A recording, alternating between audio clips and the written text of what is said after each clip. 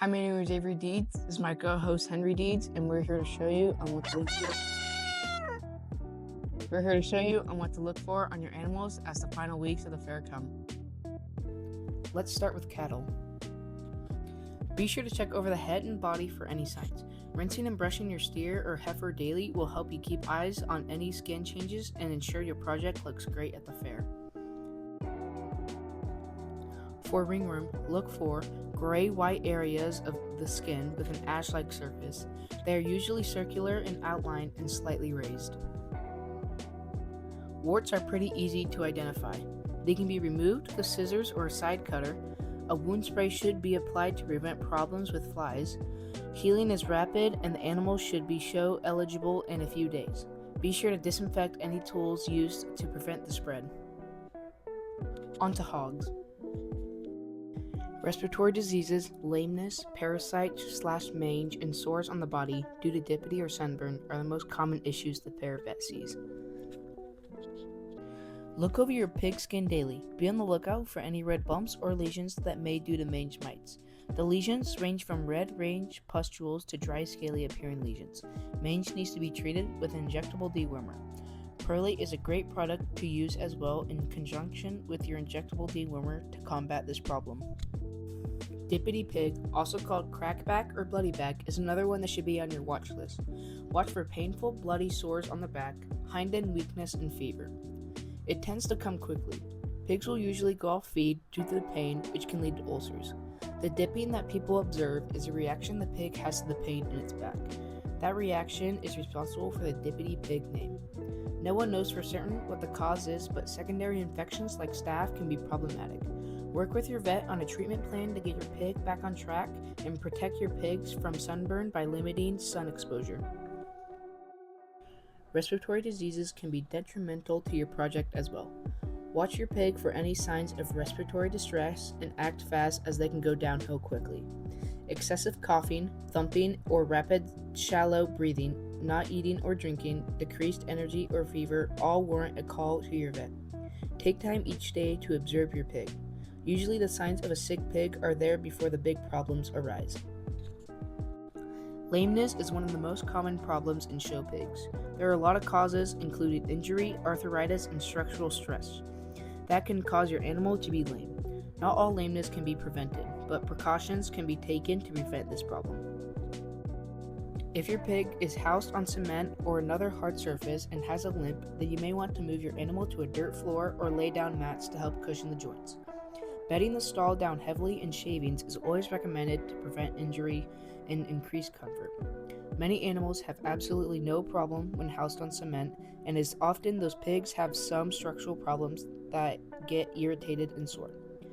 Also, note the flooring you walk your pigs on for training and exercise. Again, if it's cement and the pig is lame, then you will want to find a different surface to walk on. Gravel can be problematic as well, causing a sore or cracked pads. While most injuries heal, there's always a chance of it becoming a chronic problem. Fighting at the feeder, slipping during transporting to the show, extremes in exercise, doing too much quickly, jumping off something too high, or other injuries should be kept at a minimum. Common sense goes a long way in prevention of injuries, but not all of them can be avoided. Bacterial infection. The most common infection of joints is mycoplasma, aka the dreaded blown hawk. After a stress such as transport, a wave of mycoplasma may afflict your pigs. Always look at your pig's joints, especially the hocks, for any swelling. This comes back to observing your pig every day. Watch them eat at the feeder, look for any changes like swelling or shifting at the feet, front, back, or both, and contact a veterinarian immediately. A wait-and-see attitude will most likely result in a chronic problem. Finally, sheep and goats. Fungus and staph infections are the biggest concerns. Check now, as they take 4 to 6 weeks or longer to completely heal. If you can, clip or dry shear your animals to check under all the hair/wool to make sure there's not something hiding. Look over your animal's body daily and feel for any lumps or bumps.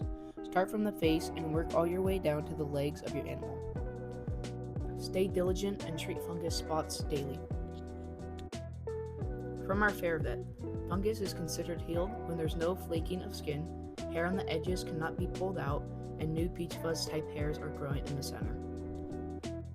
Staph is a normal skin bacteria that can be found on healthy sheep and goat skin, but it can become a problem when it gets out of control.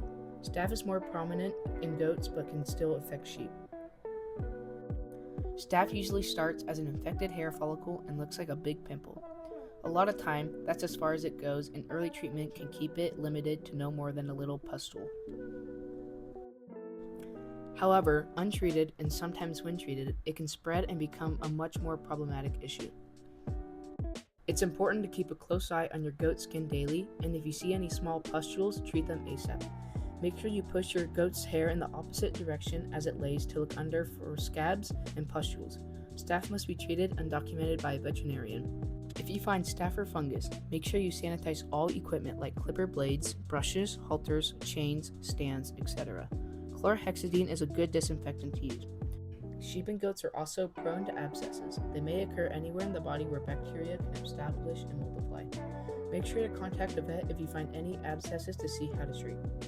If you have questions or concerns about non-emergency health issues with your animal, take a pic or video and upload to the fair's website under Health Concerns in the YQCA and Vet Talk section.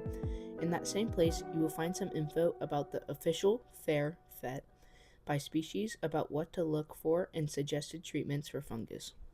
If you have any health concerns, your best course of action is to contact your preferred veterinarian. And don't forget to document any treatment on your animal husbandry form and double check withdrawal periods of any products or medications used.